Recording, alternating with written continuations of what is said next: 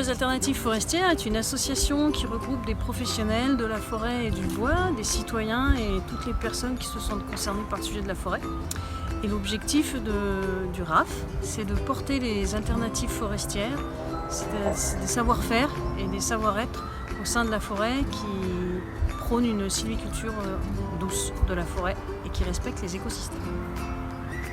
Le réseau pour les alternatives forestières a souhaité postuler à ce prix parce qu'on se retrouverait bien dans les valeurs promues par la Fondation, dans le sens où le RAF souhaite vraiment essayer de transformer le rapport des acteurs dans la forêt, qui travaillent dans la forêt. Aujourd'hui, les acteurs, et notamment les bûcherons et les gestionnaires, sont dans des rapports souvent compliqués avec la filière bois, avec les professionnels. Et le RAF, le réseau pour les alternatives forestières, essaye de faire changer cela et de donner de nouveaux modèles, de nouvelles optiques pour essayer de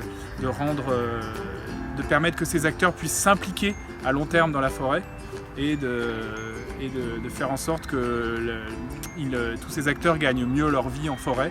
FI rassemble les acteurs très diversifiés de la filière forestière, mais aussi des citoyens qui s'intéressent aux forêts.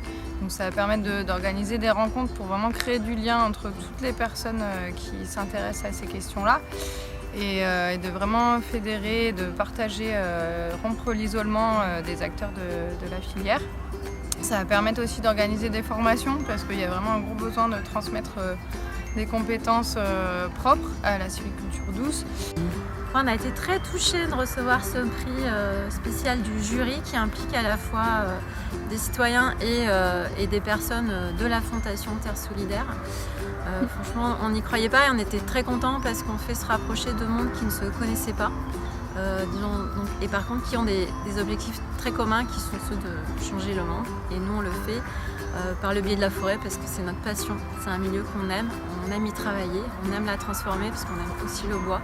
Mais par contre on considère que c'est important de vivre de son métier dignement et de transmettre des savoir-faire qui vont justement dans le sens du respect de la forêt.